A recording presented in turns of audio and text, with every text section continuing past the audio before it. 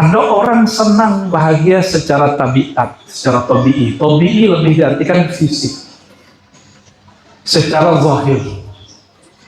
Secara zahir, kalau badan panas, carikan yang dingin. Kalau dingin, carikan yang panas. Maka itu bahagia secara zahir. Sumpah di negeri yang nggak ada gunung, cari gunung. Sudah bosan di gunung, cari kota. Sudah bosan kota, cari pantai. Sudah bosan pantai, cari sungai. Itu pandangan mata, fisik. Tapi kata beliau, ada obat yang sebenarnya lebih mahal. Kalau ingin bahagia, kalau ingin senang hidupnya. Apa itu? Obat yang ma ba'da tabi'ah. Obat yang bukan lagi mengobati fisik. Kalau gelisah, maka Ibnu Sina mengatakan, kebahagiaanmu bukan pada pertemuan fisik, tapi ada pada pertemuan batin. Maka beliau mengatakan as-sa'adah al-haqiqiyah. Kebahagiaan yang tinggi itu ketika yang fisik dipertemukan dengan fisik, yang batin dipertemukan dengan yang batin. Ibnu Sina sudah begitu ngobatinnya.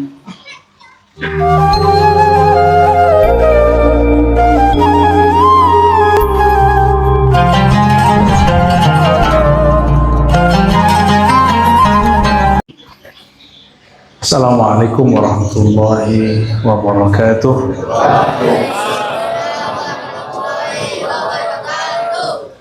Alhamdulillahilladzi rafa'al mu'allimin 'alal 'abidin wa ja'ala al-ulama warasatal anbiya.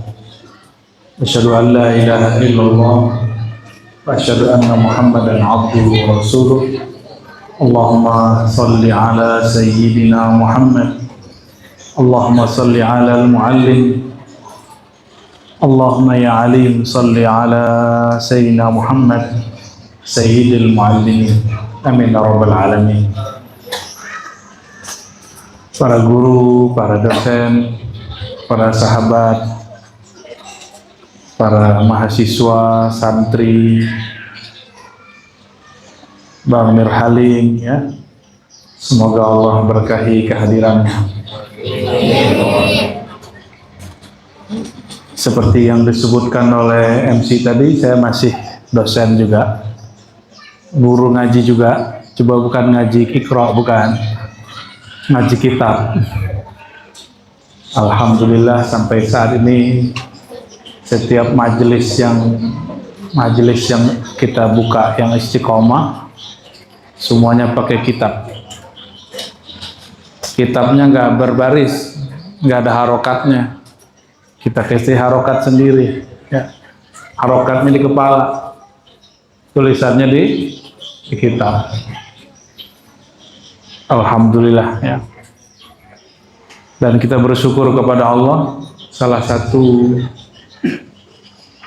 nur yang membuat negeri kita ini terang benderang secara rohani, selama masih ada orang yang mengajarkan ilmu tentang Allah Subhanahu wa ta'ala. Gak usah khawatir dengan kemajuan orang Barat, orang Jepang, orang Korea. Angka kematian bunuh diri di Korea, di Jepang yang maju secara teknologi itu sangat tinggi. Padahal mereka katanya negara maju. Jadi yang maju apa yang maju? Yang maju baru peradaban teknologi yang zahir. Tapi kemajuan rohani mereka tidak punya. Orang Indonesia, khususnya Nusantara umumnya, punya satu kemajuan rohani. Rohaninya lebih dahulu daripada jasmaninya. Ini masa-masa remaja mau dewasa ini pasti masa-masa mulai galau, benar nggak? Kalau yang sudah dewasa, galaunya bisa bertambah, bisa enggak? Ya. Yang sudah pernah remaja, itu galaunya bisa lebih parah, bisa matengnya. Nggak tahu yang mana nih. yang sudah pernah remaja ini. Ini adik-adik, ini mahasiswa ya? Pak SMA? Yang pakai baju Melayu nih. Ini SMA? Aliyah ya? Wah ini galaunya lagi muncak ini. Ya. Kegalauan, kegelisahan itu muncul kalau kita tidak di posisi yang tepat. Pernah dengar Ibnu Sina nggak? Kapan? Nah? Ada rumah sakit Ibnu Sina sini? Oh, harus tahu siapa Ibnu Sina itu ya. Ibnu Sina itu oleh orang yang tidak mengerti filsafat dianggap kafir. Tapi ada yang mengerti filsafat, dia cuma mengkritisi pemikirannya tapi tidak mengkafirkan orangnya. Itu Imam Ghazali. Imam Ghazali itu mengatakan ada pandangan Ibnu Sina yang berbahaya, tapi selebihnya bagus. Ibnu Sina itu nulis kitab judulnya Asy-Syifa. Apa judulnya? Pernah baca nggak? Ya, itu kitab yang baca orang Barat. Maka di Eropa ada satu institut namanya, bukan institut kampus, tapi lembaga penelitian, Avicenna Institute. Orang Islam mulai mengharamkan filsafat, akhirnya ilmunya diambil orang Barat. Itu Ibnu Sina atau Avicenna, bukunya dibaca dan diteliti orang. Ada buku dia tentang farmasi. Ilmu farmasi itu ilmu apa? Ya, ilmu tentang ya obat-obatan, pengobatan, cara mengetahui ini barang ini khasiatnya apa. Judulnya Al-Qanun fit Tibb. Apa judulnya? Itu kitab nomor sekian. Bagi dia yang pertama Asy-Syifa. Syifa itu artinya kesembuhan. Sembuh level tertinggi bukan diobati dengan herbal, diobati dengan obat. Apa kata Ibnu Sina? Sembuh paling tinggi ketika seseorang dirinya dikembalikan ke bagian yang sesuai dengan badannya. Maksudnya apa? Pengen bahagia? Nah, bahagia itu dibagi dua.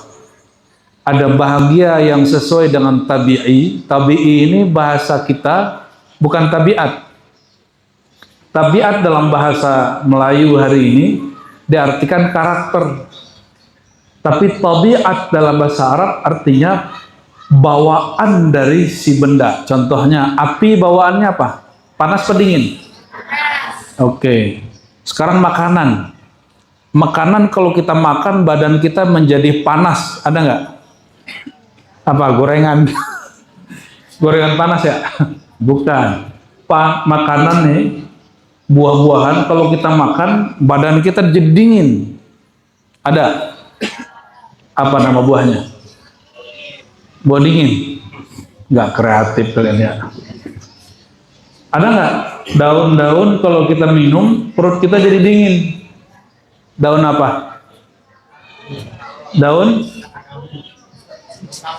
kapuk. Ah, itu ini contoh. Ini ilmu praktek Ibnu Sina di negeri kita nih ya.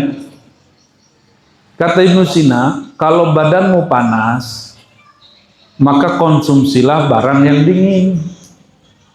Kalau perut lagi panas, panas tuh mungkin karena orang ini kota apa namanya bang? Air molek. Molek airnya. Bukan ceweknya molek. Sama lah. Alhamdulillah. Di air molek nih, orang kalau makan pagi itu lontongnya atau sarapannya sudah pakai bahan rempah. Rempah itu kalau diminum badan jadi hangat. Badan jadi hangat. Makanya banyak orang di sini di air molek itu punya masalah lambung. Benar nggak? Jujur aja tuh. Ya. Punya masalah sakit lambung, suka asam lambung. Kenapa? Pagi makanannya pakai rempah. siang pakai rempah, malam pun pakai. Akhirnya 7 hari badannya panas dah. Tuh wajahnya kan langsung ngebul-ngebul gitu kan. Terus apa solusinya? Kalau emang pola makan orang sini pakai rempah, dia harus punya buah atau makanan penutup yang bisa menyejukkan isi perut. Nah, ini praktek ilmu dari Ibnu Sina. Kalau penyakitnya panas, cari benda yang khasiatnya dingin. Kalau ada orang kepanasan, ada orang kedinginan. Contohnya nih demam-demam. Ada yang pernah demam nggak nih? Demam apa? Demam rindu. Kalau demam rindu, aduh, herbalnya bukan herbal panas, itu wajah panas misalnya. Ya, kalau orang demam dingin, maka dia memang dikasih minumannya yang hangat.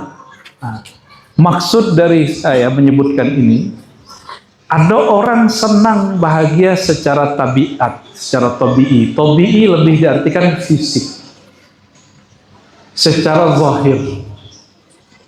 Secara zahir, kalau badan panas, carikan yang dingin. Kalau dingin, carikan yang panas. Maka itu bahagia secara zahir. Sumpah di negeri yang nggak ada gunung, cari gunung. Sudah bosan di gunung, cari kota. Sudah bosan kota, cari pantai. Sudah bosan pantai, cari sungai. Itu pandangan mata, fisik. Tapi kata beliau, ada obat yang sebenarnya lebih mahal. Kalau ingin bahagia, kalau ingin senang hidupnya. Apa itu? Obat yang ma ba'da tabi'ah. Obat yang bukan lagi mengobati fisik. Kalau gelisah, itu penyakitnya di kepala, di telinga, di dada, di dengkul, atau di mana? Hah? Penyakit hati. Maka yang diobati apa? Hati yang rohani itu. Ini kata kalian nih ya, saya cinta gitu ya, rindu. Coba nikah, pasti tengkar juga ntar. Ya, coba aja. Pengen deket, aku cinta dia, aku sayang dia. Coba aja nanti ketemu, pasti ada cekcoknya. Maka Ibnu Sina mengatakan, kebahagiaanmu bukan pada pertemuan fisik, tapi ada pada pertemuan batin. Maka beliau mengatakan as-sa'adah al-haqiqiyah. Kebahagiaan yang tinggi itu ketika yang fisik dipertemukan dengan fisik, yang batin dipertemukan dengan yang batin. Ibnu Sina sudah begitu ngobatinnya. Kita maju dikit. Imam Ghazali. Pernah dengar Ghazali? Imam Ghazali ini bapak pengetahuan juga dan seorang guru juga. Ada namanya Ghazali nggak? Nggak ada. Imam Ghazali ini wafat tahun 505 Hijriah. Berapa? Berarti sekarang 1446. Udah lama atau baru? Imam Ghazali ini sudah jadi guru besar di kampus paling bonafit di ibu kota negara, yaitu Baghdad. Pernah dengar Baghdad? Ada satu kampus besar namanya Al-Jami'ah An-Nizamiyah. Kampus Nizamiyah. Kampus Nizamiyah ini langsung yang meresmikannya Perdana Menteri, gelarnya Nizamul Muluk. Perdana Menteri. Imam Ghazali dikukuhkan di situ gelar profesornya Syekhul Islam. Itu gelar profesor. Apa gelar profesornya? Atau Hujjatul Islam. Lebih masyhur dengan gelar Hujjatul Islam. Kalau di kitab-kitab itu disebut Syekhul Islam, Hujjatul Islam. Apa arti Hujjatul Islam? Kalau ada orang mengkritisi ilmu-ilmu keislaman, Imam Ghazali dapat menundukkan pandangan orang yang menyerang Islam. Maka gelar beliau Hujjatul Islam. Imam Ghazali sudah punya satu kelas khusus, hanya dihadiri 300-an orang, yang levelnya sudah level ulama mufti. Mufti ini sudah boleh memproduk fatwa sendiri. Nggak usah dia lihat kitab, dia langsung tahu ini perkara, ini jawabannya. Jadi yang boleh masuk majelis dia hanya kelas-kelas, kalau sekarang disebut doktor. Sekarang disebut apa? Imam Ghazali, dia sempat menentang Ibnu Sina. Tapi dalam bab ini dia menemukan bahwa Ibnu Sina benar. Satu kali Ghazali berpikir panjang, apa kata dia? Kalau posisi jabatan aku sudah punya, ingin dapat gelar aku sudah punya, kalau pengikut aku sudah punya karya kitab aku punya. Apa yang dia belum punya? Istri dia punya. Apalagi yang dia belum punya? Kekuasaan dia itu. Jadi jangan heran kalau sekarang ada ustadz-ustadz ya, ingin cawe-cawe dalam politik itu jangan heran. Ingin kemudian punya peran dalam politik itu jangan heran. Imam Ghazali itu penasehat Perdana Menteri. Kalau sekarang itu Watim Pres. Sekarang itu apa? Ya, ada yang nggak Watim Pres, Watim Gubernur. Ya, belum jadi gubernur aja dia udah masuk gitu, udah langsung mengawal. Ya, belum jadi gubernur udah jadi mengawalnya. Ya. Jadi itu bukan sejarah baru, itu sejarah lama. Imam Ghazali ini termasuk orang yang menguatkan Nizamul Muluk. Kita sulit ngasih apa padanannya Nizamul Muluk itu, kira-kira dia pemimpin para menteri lah zaman itu. Bahkan dia nulis satu kitab khusus untuk raja-raja, para raja, para pejabat. Jadi Imam Ghazali ini mengerti banyak hal, ilmu politik mengerti, ya banyak hal. Kalau sekarang kuliah penjurusan ya, guru-guru aja, bener ya? Guru, metode mengajar diajarkan, tapi yang mau diajarkan bingung. Ya, kalau jurusan hukum, ilmu yang mau diajarkan ada, tapi metode mengajarnya nggak dikasih. Maka yang paling jago hukum rata-rata orang Batak.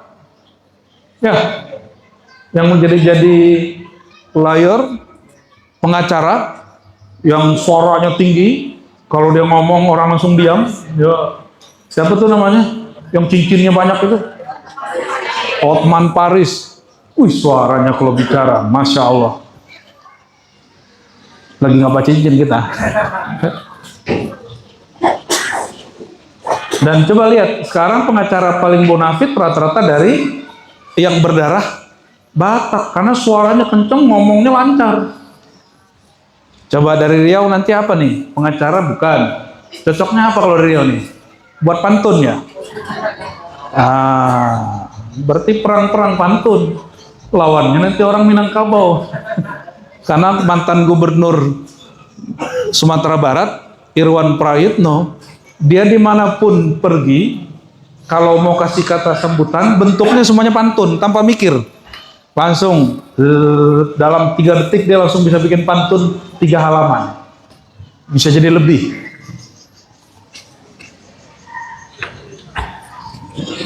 Apa cocoknya orang Riau nih? Apa? Pengusaha tambang. Tambang hatimu. Imam Ghazali, apapun yang kira-kira ingin dicapai oleh seorang guru, seorang politisi, seorang dosen, dia sudah punya. Kekayaan punya, rumah bagus, kendaraan bagus, semuanya dia punya. Tapi apa yang belum punya? Dia belum punya yang disebut bahagia. Imam Ghazali belum bahagia. Jangan dibayangkan Imam Ghazali orang Baghdad. Imam Ghazali itu orang kampung.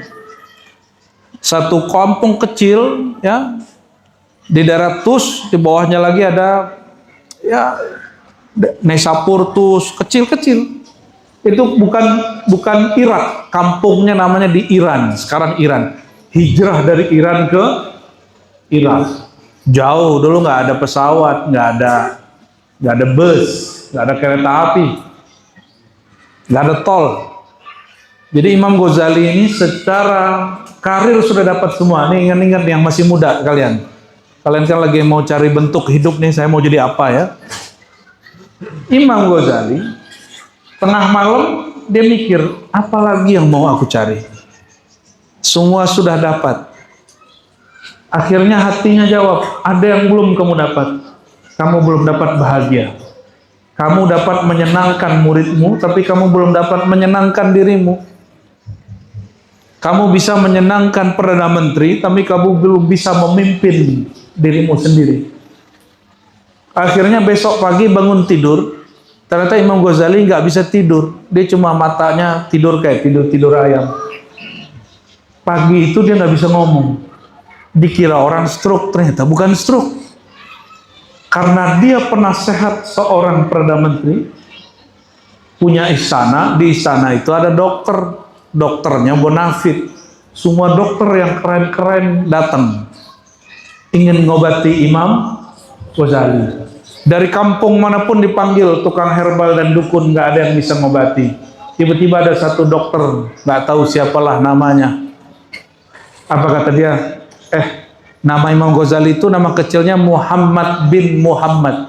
Siapa nama kecilnya? Lalu julukan dia Abu Hamid. Abu, apa kata orang ini? Ya Abah Hamid, hei bapaknya Hamid, kamu ini punya penyakit tapi bukan penyakit fisik. Sedangkan kami para dokter hanya mengobati fisik. Kalau luka sakit, itu diobati pakai doa atau pakai betadin? Ya Allah, bukan gitu ya? Bisa juga, tapi ente punya keramat dulu. Sahabat Nabi waktu perang itu betisnya kena tombak. Bayangkan betis kena tombak, gimana kira-kira? Ya belobang nggak tuh? Belobang itu betis. Datang ke Nabi. Apa kata dia? Ya Rasulullah, betisku. Nabi cuma baca bismillah, itu ketutup lagi. Lebih sakti daripada minyak banjar, minyak bintang. Ada yang pernah dengar minyak ini nggak? Minyak Dayak. Orang Dayak tuh punya minyak, namanya minyak bintang. Ya. Namanya minyak bintang. Nabi ditiup, selesai balik. Kok bisa? Karena semua alam tercipta dari nur Nabi Muhammad SAW. Itu Nabi tinggal ngomong, kamu balik deh. Kalau Ustadz belum tentu bisa begitu. Akhirnya kata si dokter ini, ya Abah Hamid, ya Ghazali, penyakitmu ada di dalam dadamu. Engkau mengajar orang, baru otaknya yang kau ajar. Tapi engkau belum bisa mengajar isi dada. Tapi engkau sudah mulai membaca kitab-kitab tentang isi dada. Nih perhatiin, jangan pernah mengajarkan ilmu yang hanya hasil bacaan, pasti gelisah. Jangankan itu, kami ini dosen-dosen, nih ini kan di daerah nih ya, saya di pusat aja, kadang ada mata kuliah, nggak ada dosen yang bisa ngajar. Terpaksa lah kita yang muda-muda ini maju. Itu mata kuliah saya belum pernah belajar. Akhirnya kita sebulan 2 bulan download kitab ini, beli kitab itu, beli buku ini untuk mempelajari, dan itu selama 2 bulan saya ngajarnya gelisah. Kenapa? Ini bukan ilmuku. Sampai setahun saya ngajar 2 semester, baru sekarang kalau ngajar tuh nggak perlu lagi persiapan. Dulu setiap kali disebut keluar jadwal semester ganjil, kita langsung gelisah. Jadi jangan dikira mahasiswa doang yang gelisah. Dosen ngajar ilmu yang bukan ilmu dia gelisah, karena nggak sesuai sama dirinya. Tapi saya di kampus itu, saya kan lulusannya Usuluddin, akidah wa falsafah, ngajar di kampus Quran. Di kampus Quran itu pelajarannya apa? Metodologi tafsir, qiraat, apalagi filsafat ilmu. Dari semua itu Orang-orang kiraatnya kan nggak bisa ngajar filsafat ilmu. Ada lagi orientalisme dan Al-Quran. Orang Quran nggak bisa ngajar, udah semua yang bukan bagian-bagian mereka saya ngajar. Padahal bukan ilmu kita juga itu. Untungnya dulu dosen saya mengajarkan namanya kunci pengetahuan, kunci Inggris. Tahu kunci Inggris? Oh, ternyata kunci Inggris itu tidak hanya untuk kunci baut. Ada juga kunci Inggris, kunci serba bisa untuk pengetahuan. Kita pakailah cara itu.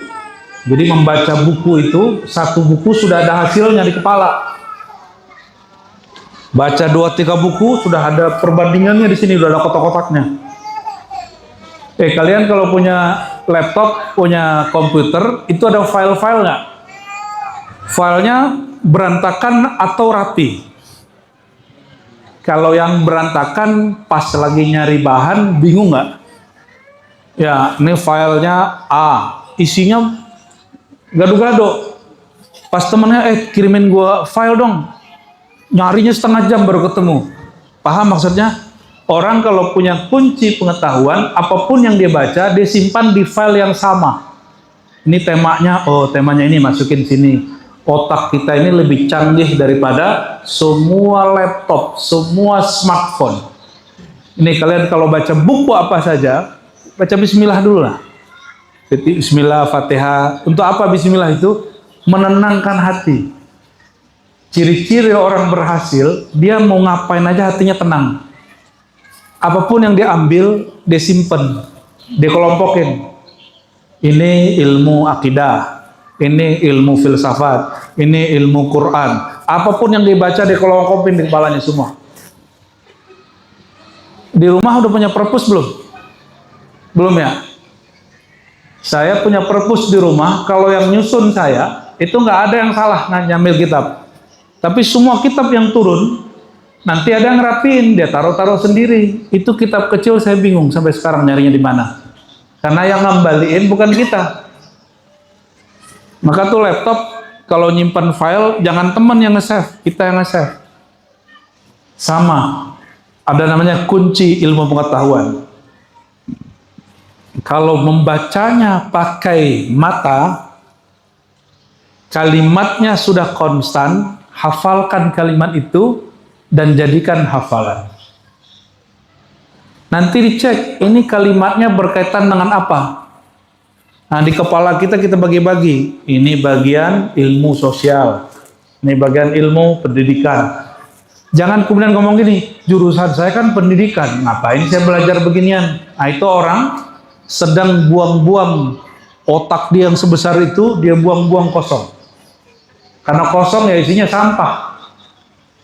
Akhirnya denger TikTok. Apa yang didengar TikTok itu jadi bahasa dia. Yang didengar di YouTube itu jadi bahasa dia. Ini perhatiin. Semua yang kamu baca, semua yang kamu dengar itu masuk di kepala. Itu harus dirapiin sebelum tidur. Cara ngerapiinnya gampang. Mau tahu caranya? Mau tahu caranya? Mau? Pakai doa aja. Cara ngelapinya, Rabbi zidni ilma. Itu satu. Ya Allah tambahi. Yang kedua, udah ditambah, ada ilmu yang nggak manfaat nggak? Ilmunya cocoknya buat dia, nggak cocok buat kita. Berarti ilmu itu untuk kita nggak manfaat. Maka Nabi berdoa, Allahumma inni as'aluka ilman. Ya Allah, tolong berikan aku ilmu yang bermanfaat. Bermanfaat di dunia, bermanfaat di ciri-ciri ilmu manfaat, nanti skripsinya cepat selesai. Ya, yang lagi skripsi siapa? Gak ada yang datang. Wah, itu ada ya. Nah, yang lagi skripsi itu. Yang mau nulis skripsi sama. Jangan kebanyakan diskusi, nanti pusing. Fokus kalau lagi nulis. Imam Ghazali punya kunci Inggris, kecuali satu, ilmu kolbu dia nggak punya. Dia merasa pinter, maka dia bacalah buku tasawuf, ilmu mencari kebahagiaan. Ditulis-tulis juga tuh, ada juga buku dia tentang tasawuf, sebelum dia belajar ilmu qalbu. Malah tambah kacau. Semakin dia membaca, semakin dia bingung. Maka kata Ghazali, semakin aku berpikir, semakin kepala kayak mau pecah, nggak bisa. Kepala tuh kayak ngambang, diajak ngomong nggak bisa. 15 hari, 15 malam, Imam Ghazali tidak dapat diajak bicara. Dia kalau mau bicara langsung kunci lidahnya. Tadi dia punya kunci Inggris, sekarang kuncinya ngunci lidah dia, ngunci otak dia. Tiba-tiba sang dokter ini mengatakan, "Hei Ghazali, semua ilmu zahir, ilmu akal kamu punya, tapi ilmu qalbu kau belum punya. Terus gimana? Lepaskan jabatanmu sekarang, keluar dari zona aman dan zona nyaman, pergi sejauh-jauhnya di tempat orang yang kau tidak kenal dia tidak kenal engkau. Karena ujian orang alim ingin dihargai sebagai orang alim." Ini hati-hati nih yang punya ilmu nih ya. Makanya guru-guru dosen ini gampang marah karena merasa tidak dihargai murid. Ada yang marahnya benar, marah karena ingin mendidik si murid. Nah itu bagus, marahnya karena Allah. Tapi ada guru, kiai, ya syekh, dia marah karena egonya, dia merasa kurang dihargai. Nah guru begitu nggak masuk ke kita itu. Kata si dokter ini, kamu cari kampung negeri yang mereka tidak kenal engkau tidak kenal mereka. Maka dia lakukan perjalanan dari Baghdad, diam-diam dia tinggal semua jabatannya, semua rumahnya, bahkan istrinya dia tinggal. Ya pasti nanti para istri nggak sepakat yang beginian ini. Sampailah dia di satu wilayah namanya kota Damaskus. Kota apa? Di kota Damaskus dia nggak mau tinggal di rumah-rumah bagus. Duitnya banyak, dia bawa banyak duit, tapi duitnya dibagi-bagi. Dia tinggal di atas menara, menyepin, hanya turun kalau lagi ada perasa angin turun. Disitulah dia nulis di kitab Ihya itu, apa kata dia? Orang kalau hatinya belum selamat, jika gurunya melarang, ya kira-kira ini kamu hatinya belum selamat nih, dia diizinkan untuk sementara waktu tidak sholat jamaah tapi wajib Jumat. Ini jangan dipakai ya, ini khusus thariqah Imam Ghazali nih. Kata Imam Ghazali apa? Orang kalau dia sholat jamaah malah riya, sebaiknya dia dibimbing dulu sama gurunya, diinapkan dulu, diobati dulu kolbunya beberapa hari, baru kemudian keluar lagi. Itu dia nulis di kitab Ihya Ulumuddin. Hasil dia berkhalwat di atas apa? Menara. Yang paling lucu apa? Suatu kali dia turun, ada orang lagi ngajar kitab di bawah. Kitab yang diajarkan kitab dia, namanya Al-Mustasfa, kitab kumpulan kaidah ilmu usul fikih. Kalau ingin berfatwa, salah satu caranya pakai baca kitab itu. Yang ngajar kitab nggak kenal di depannya ada pengarangnya. Oh itu ujian paling besar ya. Coba kalau dengar, lo tahu nggak itu karya gua loh gitu. Bisa nggak begitu? Ya. Atau dia bisa ngomong ini, mereka nggak kenal aku, itu buku kan karya aku. Itu ujian terberat dia. Dia merasa berilmu, merasa paling alimkah di saat itu atau tidak? Kata Imam Ghazali, dia bersyukur alhamdulillah tidak ada yang kenal. Dia kemudian simak seperti apa orang mengajarkan kitab dia. Sesuai nggak yang dia mau, atau si ustadznya sotoy, sok tahu, sok alim. Saya tidak bermaksud begitu, kok dia ngomong begitu. Ternyata bagian-bagian tertentu hampir semuanya sama. Habis itu dia balik lagi. Sudah beberapa tahun berlalu, Imam Ghazali turun, dapat isyarat, dia berangkat ke Al-Quds, lewat Gaza, semua yang konflik sekarang itu, terus sampai kemudian ke Madinah. Sampai dalam Madinah, beliau ketemu banyak ulama, lalu sampai ke Mekah. Ternyata dalam perjalanan itu beliau pernah berguru kepada seorang ahli zikir, namanya Imam Abu Ali Al-Farmadi. Siapa nama gurunya? Abu Ali Al-Farmadi. Imam Abu Ali itu mengatakan, Ghazali, Abu Hamid, ilmu ini gampang kalau ketemu orangnya. Diajarkanlah cara menemukan bahagia dalam diri. Maka Imam Ghazali berhaji, berumroh, sembari menata kolbunya. Kira-kira kita kalau pulang haji umroh, pulangnya kemana? Pulang kembali ke kampung dan bekerja, benar nggak? Imam Ghazali selesai haji umroh, apa kata dia? Tugasku sebagai guru di kampus sepertinya selesai. Karena kampus hanya mengajar otak, tidak mengajar kolbu. Ya kan SKS ada batasannya. Terus apa yang beliau lakukan? Saya pulang kampung ke Naisapur, ke kota Tus. Nama kampungnya Tus. Karena dia ahlu sunnah, sekarang Iran itu dikuasai Syiah. Maka kampung dia ini, orang masih bingung. Yang sekarang kuburan itu kuburan dia apa bukan? Gak dirawat.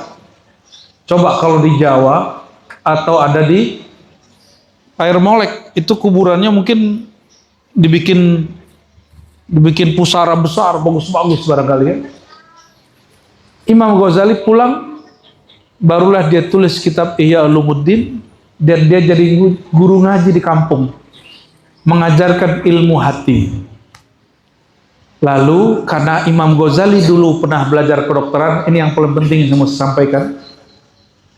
Imam Ghazali kalau ngajar, dia pakai ilmu kedokteran.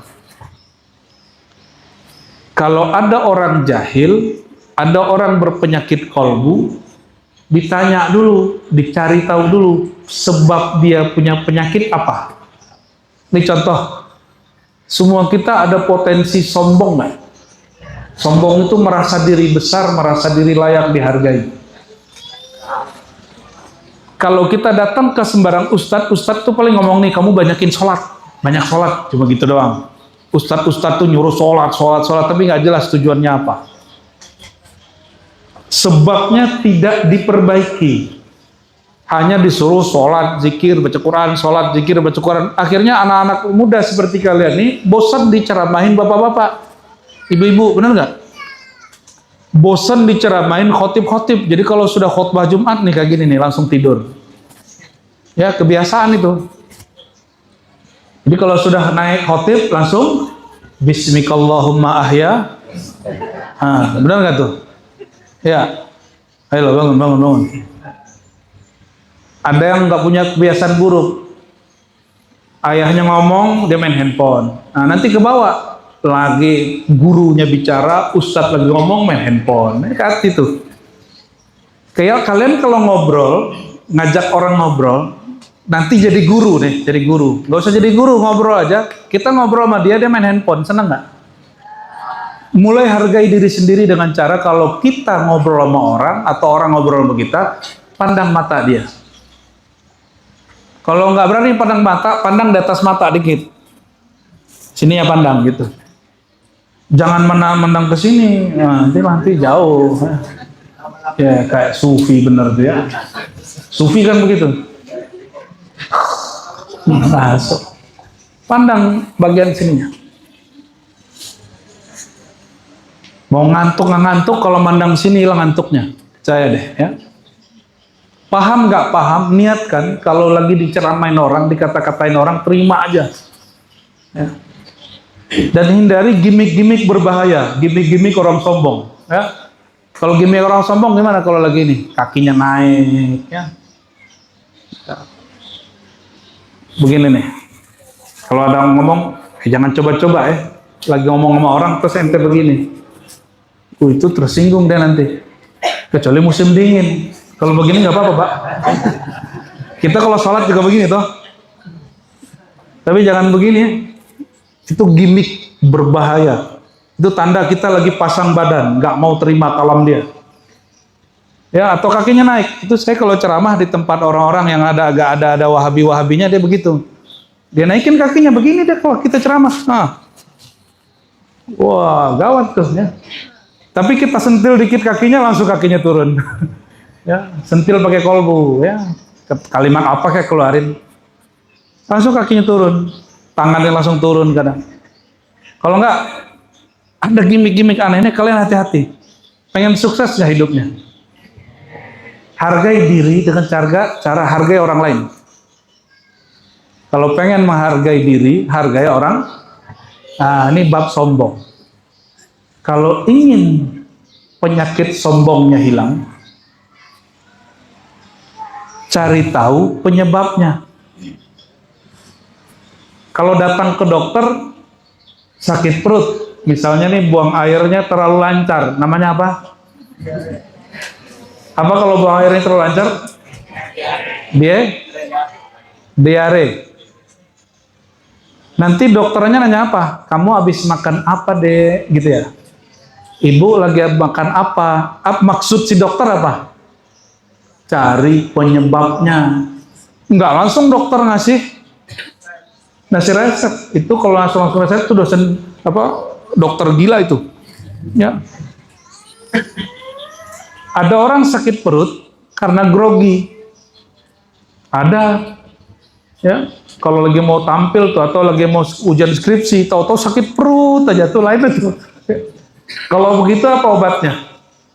Kuatkan psikis dia.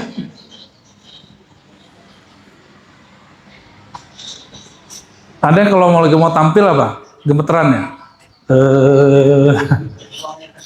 Mau buang air kecil gitu ya. Jadi nggak bisa dikasih obat demam itu gitu. Nggak bisa dikasih wudhu. Ada caranya. Nah, Imam Ghazali pinjem ilmu itu ilmu Ibnu Sina. Kata Ibnu Sina, kalau ada orang sakit, cari penyebabnya, hapus obati penyebabnya, nanti penyakitnya sembuh. Sombong itu ada karena zahir, ada karena batin. Zahirnya apa? Ada sombong karena duit, benar nggak? Duit, kalau orang punya duit beli baju, berarti sombong karena apa? Maka Nabi mengharamkan dulu punya sarung di bawah mata kaki. Karena orang dulu sarungan. Kalau orang sekarang sarungan nggak? Kalau orang Melayu sekarang ini apa namanya tuh? Yang di sini tuh songket. Wah, itu bagian dari gaya hidup itu. Kalau songketnya harga 1 juta, jangan dikira pakai sarung itu murah. Di Jawa itu sarung paling murah ada 20.000. Yang paling mahal tuh nggak? Berapa juta? 40 juta. Ya, ada sarung nih, ini pengusaha kain juga nih. 40, kayaknya ada yang di atas itu. Jadi kalau kita nih pakai celana, misalnya keren, terus lihat sarung, sarungan Deso, hati-hati kalian, itu sarungnya bisa jadi mahal. Makanya dia bawa ke mall, dia pakai naik pesawat. Kenapa? Itu kalau dipakai semua baju orang sepesawat, satu sarung dia sama harganya. Itu bisa bikin sombong juga. Siapa juga tahu sarung dia mahal, ya kan? Jadi baju bisa bikin, apalagi ibu-ibu ini, kalau orang Melayu ini kan bajunya anggun-anggun ya. Baju apa namanya? Baju kurung. Apa? Mengurung hatimu dalam hatiku. Baju kurungnya anggun-anggun, modelnya Masya Allah ya. Kalau hari raya itu kita senang sekali ngeliatnya. Ada karena kendaraan. Benar nggak? Sombong karena kalau zaman Nabi dulu kendaraan termahal itu keledai warna merah marun atau kuda putih di sininya sedikit ada hitam atau kuda hitam di sininya sedikit ada putih. Itu mahalnya bukan main. Dan Nabi Muhammad SAW punya. Jadi punya kendaraan bagus itu sunnah bang. Ya, Bang Mirhalim nanti lanjut kayaknya beli mobil terbagus nanti. Land Cruiser gitu ya, amin. Sunnah itu. Nabi punya onta 20 lebih. Punya kuda lebih dari 20. Bayangin coba. Kalau sekarang udah punya showroom sudah tuh. Wajar 1/5 harta kas negara Nabi punya akses halal pakai. Tapi Nabi nggak pakai banyak-banyak. Imam Ghazali mengatakan, kalau penyakitmu sombong karena pakaian, pakailah baju biasa. Kalau penyakit sombongmu karena kamu punya kendaraan bagus, tapi nggak mungkin naik kendaraan jelek, ya sudah. Itu kendaraan kamu pikir-pikir. Itu kendaraan karena hasil usaha, betul nggak? Usaha itu sebanyak itu orang usaha, kita dapat rezeki. Rezeki siapa yang ngasih? Saya sering kasih pertanyaan dan alhamdulillah jamaah banyak hafal itu, nggak tahu kalau di sini. Kalau JNE Tiki kirim pakai alamat, salah kirim nggak? Kalau Allah kirim rezeki, mungkinkah salah kirim? Mungkinkah Allah salah menjodohkan orang? Jadi kita nih ya ada senang masa orang, tapi yang jadi teman samping. Gimana? Kalian nanti ngomong apa? Harusnya dia itu jadi bini gua tuh gitu ya. Ya, kalau kata kakak-kakaknya apa katanya? Seharusnya cowok itu sama saya itu. Tapi itu. Di kalimat tapi itu orang bikin gelisah. Menentang takdir itu awal dari kegelisahan. Menerima takdir awal dari kebahagiaan. Terima nggak takdirnya? Ya, menerima takdir itu disebut ridho. Sama rasanya, diberi nggak diberi, ridho baru bahagia. Udah begitu belum? Ya belum ya. Karena belum punya bini ente, jadi nggak tahu rasanya. Kalau sombongnya karena harta, pandanglah bahwa harta itu sebenarnya hadiah kiriman dari Allah. Gitu kata beliau. Ada yang paling bahaya. Bukan sombong harta, sombong karena jabatan. Yang paling bahaya lagi, sudah nggak menjabat masih sombong. Namanya post power. Dulu saya bupati, dulu saya anggota dewan, dulu saya. Ya, jadi ingin dihargai karena saya dulu punya jabatan. Ya. Jabatan cuma 5 tahun, tapi ingin dihargai 1000 tahun.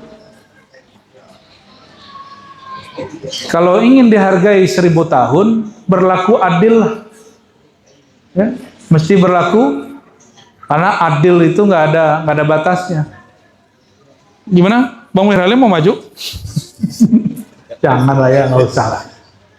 Karena ilmu, apalagi ilmu zikir, ilmu ngaji ini nggak akan pernah nyatu dengan politik. Orang berpolitik nggak akan sempat jadi guru ngaji yang beneran. Guru ngaji beneran nggak akan sempat berpolitik. Yang benar mereka saling menguatkan dengan cara yang hak, bukan dengan cara yang batil. Jabatan itu bikin sombong. Kok bikin sombong? Kalau ada orang sombong dari jabatan, dia harus ngomong dalam hatinya, jabatan ini kan cuma 5 tahun, bahkan bisa jadi turun sebelum masanya. Di samping jabatan itu, ini bukan materi sifatnya, dia imateri. Gelar-gelar adat, gelar-gelar keilmuan. Kalau di tanah Melayu ini, gelarnya datuk ya? Ada? Datuk? Datuk apa? Datuk Maringgi. Raja. Ada raja. Ya, yang kenal gelar raja kan cuma orang adat aja. Misalnya nih, saya dapat gelar raja. Datang ke pasar, orang nggak tahu. Terus ngomong, kamu tahu nggak siapa saya? Saya raja. Nah, itu sombong tuh orang tuh.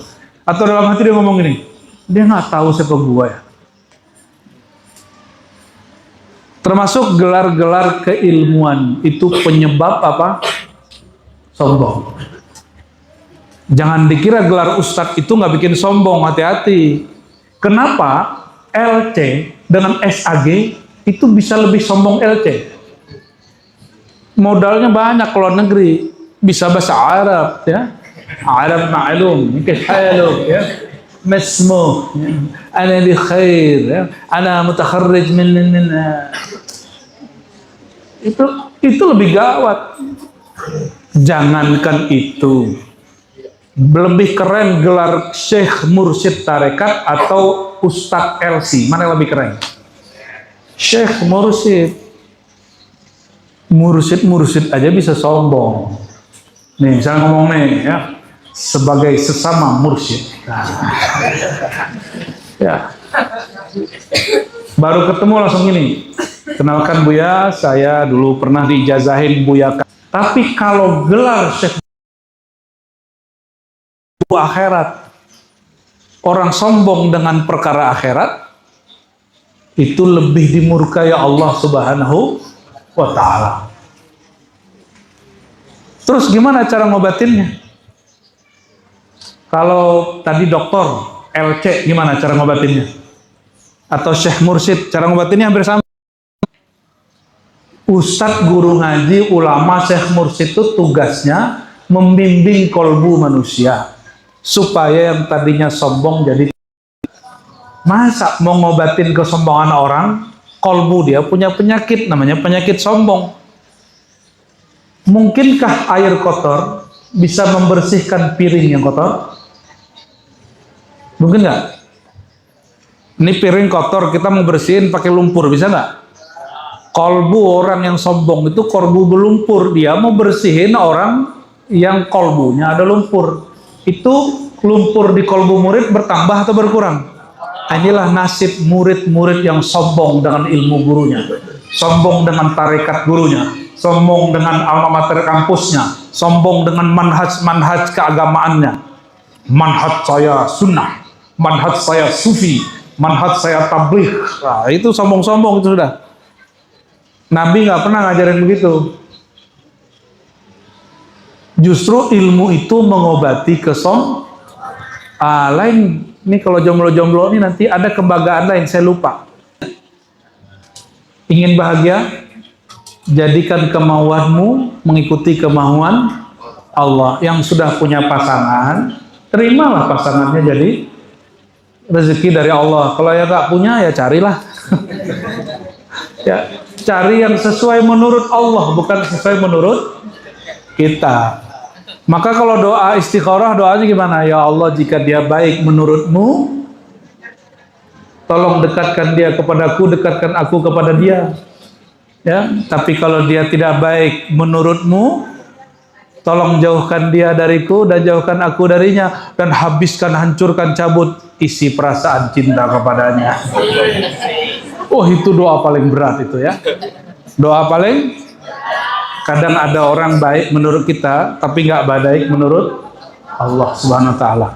Nah, ini contoh. Maksud saya karena ini sekolah keguruan, nanti calon-calon cikgu ini kalau ngajar anaknya ngantuk, jangan langsung dimarahin. Apa penyebab dia ngantuk? Atau malas? Lihat apa penyebabnya. Jangan langsung kata-katain aja, kalian nih gak bakal jadi pejuang bangsa. Ini ciri-ciri generasi yang akan gak pernah maju. Nggak begitu. Itu namanya ngutuk-ngutuk namanya. Kalau jadi guru begitu, udahlah jadi penjual di pasar aja lah begitu ya. Kan kalau penjual di pasar itu kata Nabi, kafarahnya cukup banyak sedekah. Kata Nabi, ya ma'asyarat tujjar, wahai para pedagang, kalian ini sering sumpah-sumpah palsu biar barang dagangan laku, maka banyak-banyak sedekah sebagai kafarah, penebus. Itu kalau pedagang cukup begitu, ditebus oleh Allah langsung. Kalau guru ngutuk murid gimana? Mau ditebus pakai apa? Jadi kalau punya guru suka ngata-ngatain murid, nanti punya murid kita ngata-ngatain murid. Jadi cari guru itu apa kata Imam Ibn Athaillah? Syaikhuka man la yut'ibuka. Gurumu itu bukan yang kalau kamu belajar sama dia, kamu langsung lelah, baru buka kelas langsung capek. Ya, si bapak itu lagi gitu. Ada begitu nggak? Punya dosen? Halo, yang mahasiswa-mahasiswi? Kalau dosen A masuk, ya dia lagi. Ya, tapi ada dosen cakep gitu ya, tampan, ngajarnya enak. Itu ngomongnya apa? Belum dia masuk kita udah duduk rapi di depannya. Ah, kalau sudah begitu yang jomblo-jomblo ini makan hati. Apa kata dia? Ini saingan kita nih Pak dosen. Ada mahasiswa merasa dosennya saingan. Itu mahasiswa kurang adab itu ya. Jadi kalau murid kita, mahasiswa kita, jamaah kita bermasalah, lihat sebabnya apa. Kalau ceramahnya agak serius, agak santai dikit.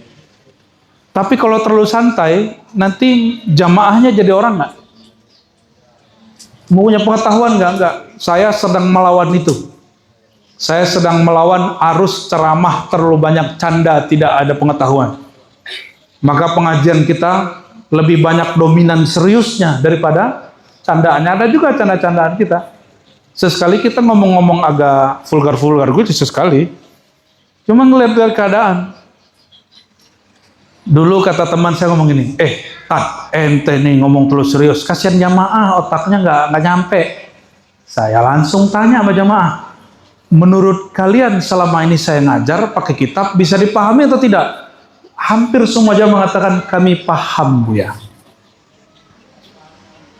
Justru yang khawatir siapa? Ustadz.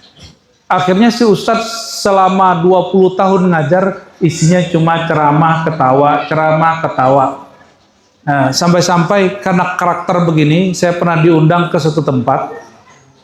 Panitianya ngomong gini, Ustadz, jangan terlalu serius-serius ya. Ternyata dia setiap ngundang Ustadz dia ngomong begitu. Ustadz, jangan serius-serius ya, agak melucu dikit. Kalau ngomong ke saya kan salah. Kita orangnya serius. Betul kita ajak ngomong yang ngebanyol-ngebanyol, protes juga. Ustaz, kok terlalu banyak ketawanya? Lah kita jawab, ente tadi request ceramah jangan terlalu serius. Saya kemudian banyak candanya, protes. Terus mau ente apa?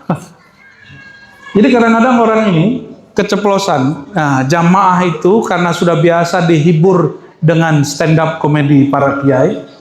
Kalau ada kiai yang serius sedikit dia takut. Coba tanya mahasiswa, lebih senang sama dosen pinter, punya sumber banyak, atau dosen yang kerjanya cuma ceramah mulu? Mana yang senang? Dosen yang banyak sumbernya, banyak referensinya. Sama, kenapa? Kalau makan, nggak berbumbu rasanya enak nggak?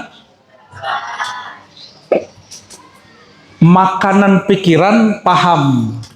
Kalau satu ilmu pemahamannya tidak diberi bumbu-bumbu metodologis, maka dia akan menjadi hambar. Maka perhatiin ustadz-ustadznya ngajar kitab yang sama, tapi bumbunya lain, rasanya beda. Di sini rumah makan apa yang banyak? Rumah makan Padang. Sama-sama kepala kakap, yang di simpang B dengan simpang C beda rasa nggak? Itu yang beda apanya? Bumbunya sama, bahannya sama. Apa yang beda? Takaran yang diberikan yang masak. Berarti yang hebat siapa? Yang hebat tulisannya masakan Padang, dibuat dari tulisan emas, begitu nggak? Mas tulisannya bagus. Kalau rasanya nggak enak, besok masih mau datang nggak?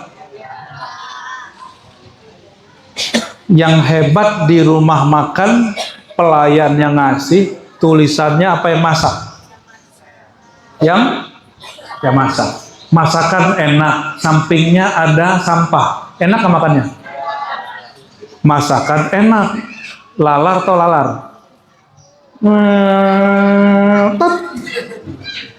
Rendangnya enak, kepala kakapnya sedap, tapi di situ ada satu makhluk bernama lalar. Berani makan nggak? Ngerti maksudnya? Jadi kalau ngajar ilmu, kolbunya, pikirannya harus dibersihin dulu. Dibersihin dari apa? Dari kepicikan. persepsi yang nggak pas. Di situ perlu namanya metodologi keilmuan. Maka nanti untuk para guru-guru ini, calon-calon cigu, wajib kalian belajar yang disebut metodologi, bukan metode. Beda metode dengan kalau metodologi itu kunci Inggris. Dia bisa ngajar ilmu apapun, cara apapun dengan kondisi yang berbeda. Ya, insya Allah. Udahlah ya, udah jam 11:30 kurang. Ada tanya jawab? Silakan. Ya, foto.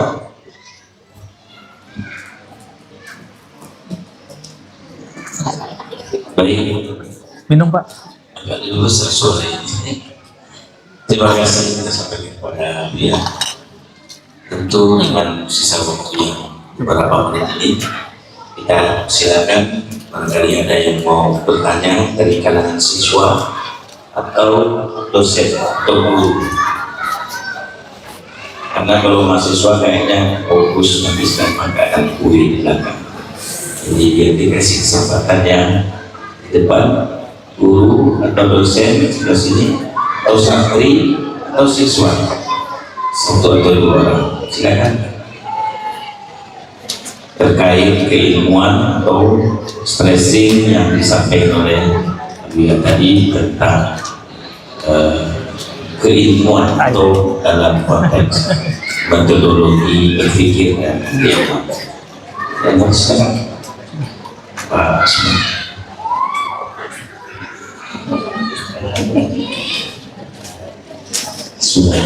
Assalamualaikum warahmatullahi wabarakatuh. Assalamualaikum. Selamat datang kalian dari Sumber kesini.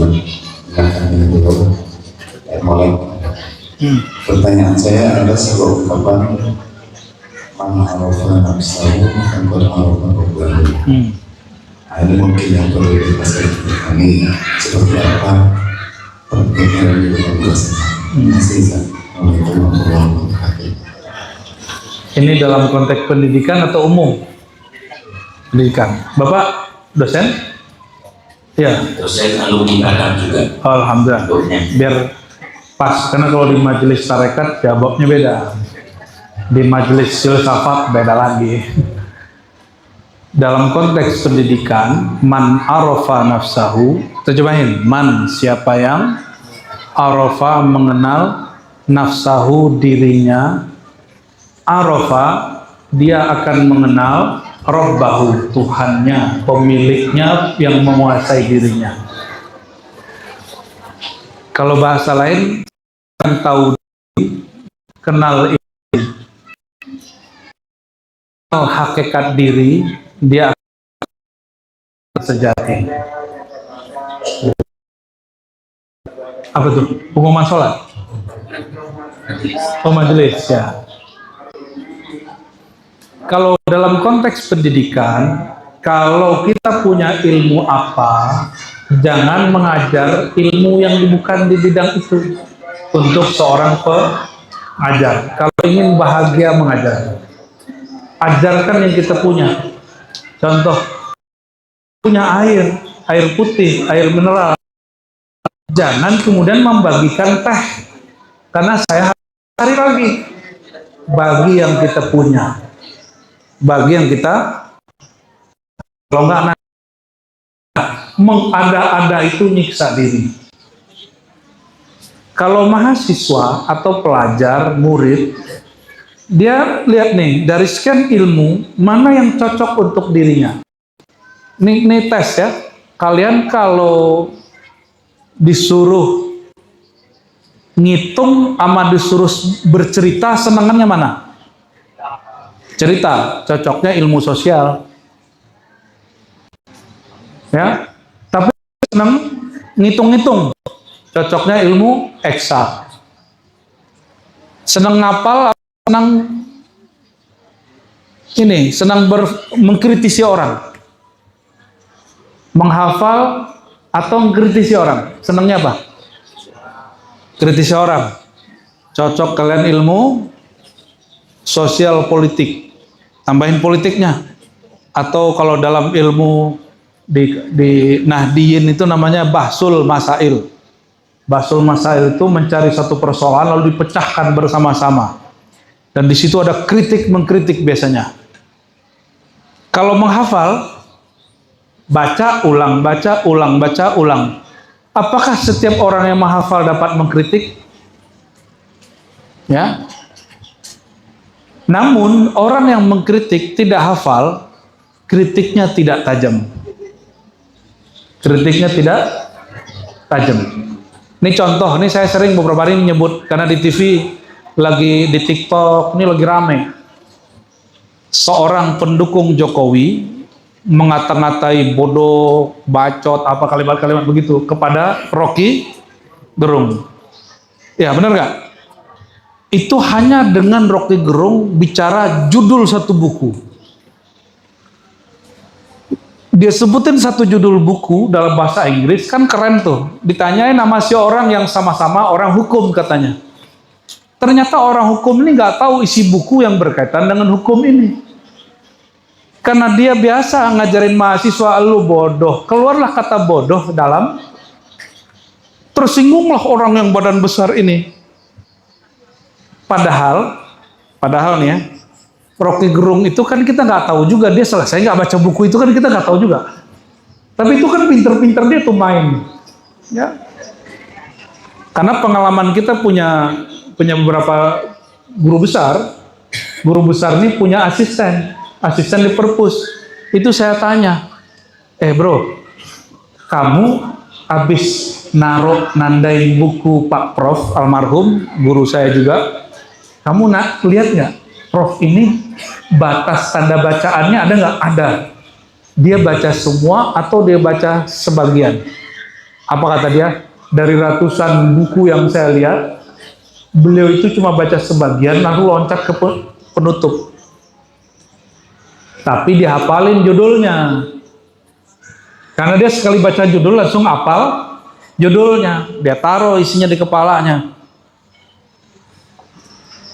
Lebih pinter otak kita atau handphone? Harusnya. Coba kalau handphone merekam, kalau kita nggak hapus, dia nggak hapus. Kecuali di setting untuk menghapus otomatis. Jangan-jangan otak kalian di setting menghapus otomatis ini.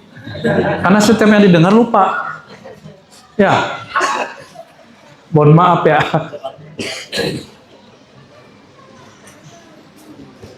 Jadi kalau kita seorang mahasiswa, seorang santri, seorang murid, kita lagi butuhnya ilmu apa, cocok nggak sama diri.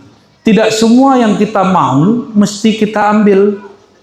Karena dunia ini bukan berdasarkan kemauan kita, tapi berdasarkan kebutuhan. Ya, kalian ini butuhnya ilmu apa? Cocokin sama badan. Yang nggak kuat ngapal, jangan ngapal. Yang kuat ngapal, jangan juga masuk ke ilmu sosial. Di sono kritik mengkritik, bully membuli. Ya, cocoknya di eksak, jangan masuk ke sosial. Orang eksak tuh nggak ada bully-bully begituan. Dia hasil penelitiannya, itulah yang dia pamerkan. Maka dalam ilmu eksak itu, hasil penelitian, ada kebenaran absolut, ada kebenaran tidak absolut. Yang tidak absolut itu hasil penelitian. Ini contoh nih, saya meneliti. Lalu di sini ada 40 orang meneliti. Jika sesuai dengan metodologi penelitian yang benar, datanya oke, tapi hasil penelitiannya beda. Itu semua disebut benar. Itu semua disebut, tapi tidak mutlak. Disebut kebenaran ilmiah. Kebenaran ilmiah ini beragam, lebih dari satu. Kalau kebenaran mutlak dari Allah hanya satu. Jadi dicek nih, man arafa nafsahu faqad arafa rabbahu. Kalau kita nih jalurnya jalur zikir, maka banyakin zikir. Kalau jalurnya kita pengetahuan, banyakin ilmu.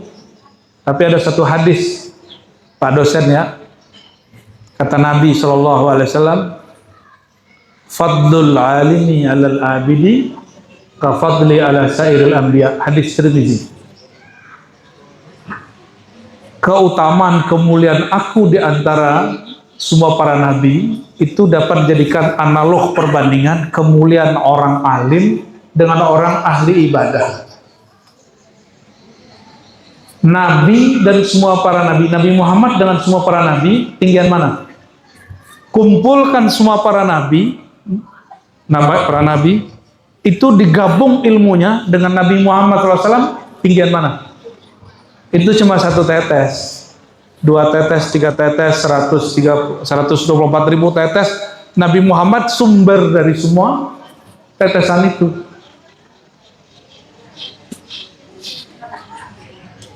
Maksudnya apa? Beruntung kita dicipta dan dijadikan manusia. Tidak ada namanya Bapak ini jurusan kampusnya Bapak dulu? Agama Islam, berarti ngajar ilmu-ilmu agama. Apakah secara batin Allah batasi hanya belajar ilmu agama? Enggak. Saya pakai prinsip itu, Pak dosen. Maka waktu S1 saya ambil jurusan hadis di luar kampus, belajar kitab hadis yang dulu dipelajari ulama kita di Mekah. Dan secara tradisional dan juga ilmiah. Selesai 4 tahun ada skripsinya. Full bahasa Arab 4 tahun. Di saat yang sama saya ngambil jurusan yang bukan hadis. Kenapa? Saya masa di kampus iya, di ma'had saya ngambil lagi yang sama. Saya ambil ilmu yang beda dengan yang karena saya punya keinginan otak kita ini punya file yang besar. Saya ambil jurusan akidah dan falsafah. Dia ilmunya 3, ilmu kalam, ilmu filsafat, ilmu tasawuf di zaman itu. Sebelum tasawuf jadi jurusan sendiri. Tahun pertama saya belajar filsafat, tahun kedua saya belajar kalam, tahun ketiga full tasawuf. Maka skripsinya waktu itu tentang akidah, kritik ulama terhadap Ibnu Arabi. Kritik akidah Ibnu Arabi. Ibnu Arabi sufi, tapi dikritik secara akidah. Jadi di situ ada 2 ilmu. Ilmu akidah masuk, ilmu tasawuf masuk. Filsafat memperkuat. S3 nih, saya lancar aja S3. S3 saya nulis tentang salafi. Akidah salafi. Karena salafi ini mengatakan manhajnya sunnah. Maka saya baca kitab sunnah, kita baca kitab salafi, lalu kita kritisi bab akidahnya. Maka saya dapat 2 ilmu sekaligus di situ, ilmu hadis dapat, ilmu akidah dapat. Kayak gitu. Jadi nggak mau terkungkung dengan satu bab. Maksud kita apa? Allah itu mengatakan wa laqad khalaqnal insana fi ahsani taqwim. Makhluk yang paling super power di dunia ini adalah manusia. Kita ini bisa menyerap ilmu apa saja. Sayangnya karena tuntutan metode sistem pendidikan yang sekarang begini, akhirnya orang dijurus-juruskan jurusan pendidikan. Pendidikan nanti ada cabang-cabangnya lagi. Akhirnya manusia yang otaknya besar dikerdilkan oleh jurusan. Ya. Sayang sih.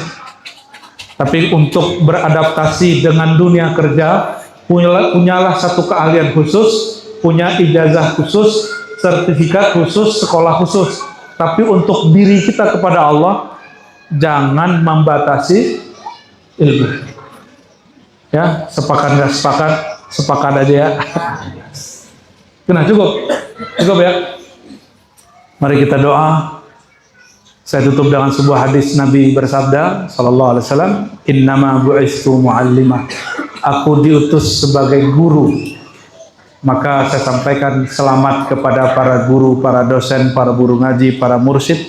Selamat untuk para mahasiswa yang sekolah-sekolah keguruan. Selamat untuk orang yang berkhidmat untuk dunia pendidikan. Karena itu salah satu warisan dari Nabi Muhammad sallallahu alaihi wasallam. Ila ruhin Nabi sallallahu alaihi wasallam. Abil Muallimin. Al-Fatihah.